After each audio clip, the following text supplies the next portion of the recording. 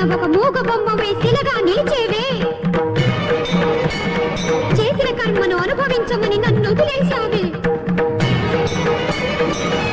అయితే నీకి మొక్కులు ఎందుకు? ఏటేటా ఈ జాతరలు ఎందుకు? ఇక నీకి గుడి ఎందుకు? ఆ గోపురం ఎందుకు? ఆగక ముందేనా ఆక్రోశం అగ్నిగా మారక ముందే